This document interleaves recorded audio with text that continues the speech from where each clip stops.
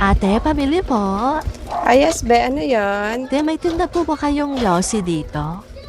Meron. Anong yosi, be? Meron po ba kayong Marlboro? Malboro? po. Anong kulay? Yung red? Yung red po, ate. Magkano Ilan? po? Tag 11 isa. Sige, isa lang po. Isa lang. Tag 11 po pala Marlboro nyo dito, Tag no? 11 yung yosi ko dito. Sa amin po kasi tag 10 lang yung Marlboro namin. Nagtitinda din po kasi kami. Nagtitinda Kaso kayo? naubusan lang. Saan? Diyan lang po ate sa may kanto yung tindahan namin. Tag 10 lang po yung Marlboro sa amin eh. Tag 10 yung Malboro. Hindi mas mura sa inyo. Opo, naubusan lang po ng Yossi kaya nagpabili si Papa. Oo nga. Kasi di ka naman bibili dito kung meron kayong ganon. Hindi mabenta yung yosi nyo. Hindi naman. Sakto lang po ate. Paano sakto? Sakto lang po kasi nauutang lang naman po yung Yossi namin doon. Utang lang po. Nauutang. Ako, mahirap yung ganon. Bakit ate, kayo po ba hindi nagpapautang dito? Nagpapautang ako pero pagdating sa bisyo, hindi eh. Bakit kayo nagpapautang kayo ng mga ganon? Opo, halos lahat po nauutang naman sa amin. Saka lahat po ng kapitbahay namin, may utang yata sa tindahan namin Ay, eh. ganun ba? Naku, di ba nahihirapan si mama mo nun? Lahat ng kapitbahay nyo may utang sa tindahan nyo? Ang sabi po kasi ni Mama, kapag tumigil daw po siya magpautang, wala na daw po bibili sa tindahan namin, Ay, kaya naku, ganun. hindi totoo yung ganon. Ayun po kasi yung madalas sabihin nila kay Mama eh. Kayo po May ba? nangungutang man dito sa akin, be. Isa lang. Pero hindi naman tumatagal yung utang.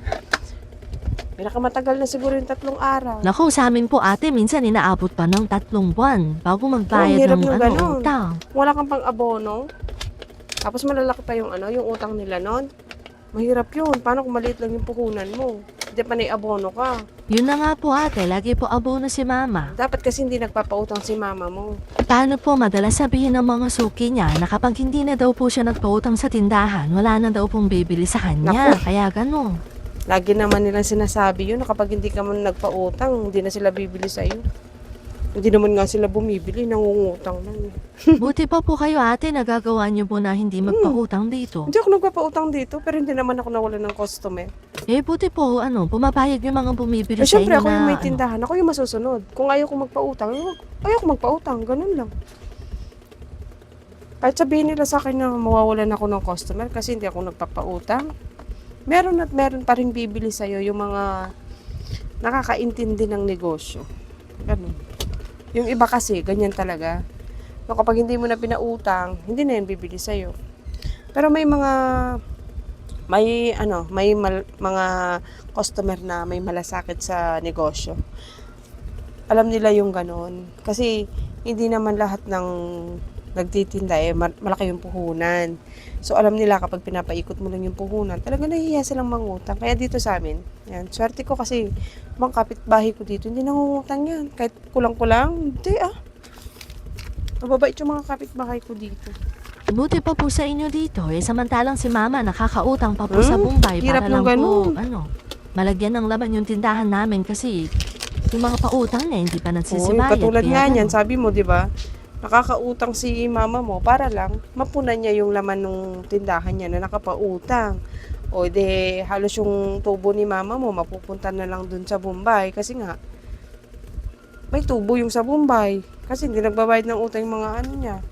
Dapat piliin niya lang yung mga pinapautang niya, yung mga marunong magbayad, ganun. Nangihinayang po kasi si Mama, baka daw pumawalan po siya ng customer kapag hindi na siya nagpautang. Mawawalan ka ng customer na pala utang, ganun yun.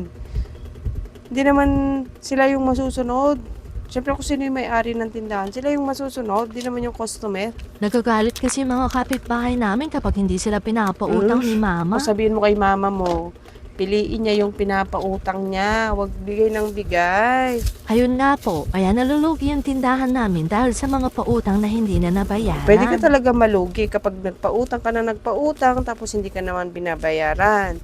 O tignan mo ako dahil hindi ako nagpapautang dito at kung magpautang man ako, pili lang.